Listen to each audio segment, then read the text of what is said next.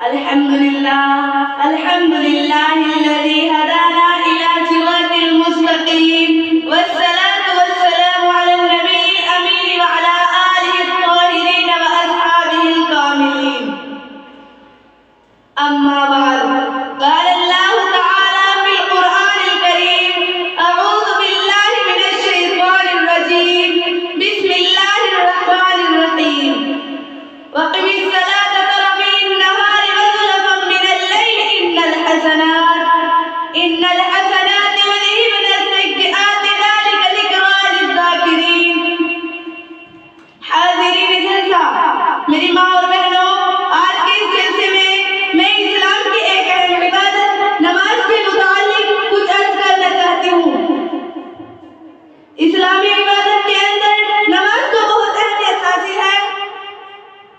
نماز پڑھنے والوں کے لیے بڑے بڑے ثواب قرآن و حدیث کے اندر آئے ہیں، اور جو لوگ نماز کی پابندی نہیں کرتے، اس کی طرف دھیان نہیں دیتے، نماز سے لاپرواہی برت دیتے ہیں اور بغیر کسی معقول عذر کے نماز جیسی عبادت کو ترک کر دیتے ہیں، ان کے حق میں بڑی وعیدیں آتی ہیں۔ نماز دین کا ستون اور دین کا خمبہ قرار دیا گیا ہے۔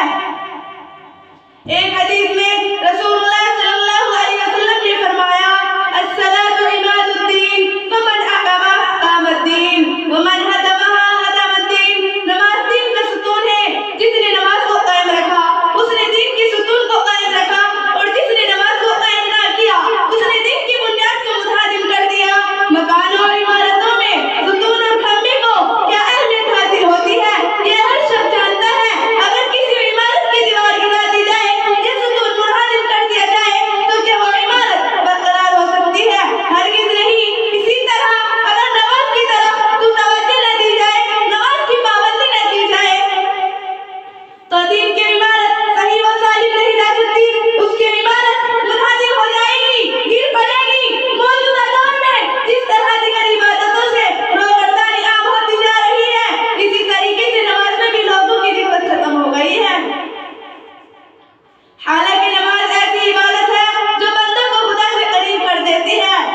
نماز کو مومن کی معراج بتایا گیا ہے۔ نماز حضور کریم صلی اللہ علیہ وسلم کی کس قدر محبوب عبادت تھی، اس کا اندازہ اس حدیث سے ہوتا ہے کہ حضور صلی اللہ علیہ وسلم نے فرمایا، میری آنکھوں کی ٹھنڈک نماز ہے۔ اس حدیث سے صاف پتہ چلتا ہے کہ جو لوگ نماز نہیں پڑھتے، اچھا کام نہیں کرتے، ایسے لوگ براہ راست آپ حضرت صلی اللہ علیہ وسلم کی رضا رسانی کا سبب بنتے ہیں۔ کون ایسا بدنصیب مسلمان ہے جو دانستہ اور جان بوجھ کر حضور اقدس صلی اللہ علیہ وسلم کو تکلیف پہنچائے؟ اور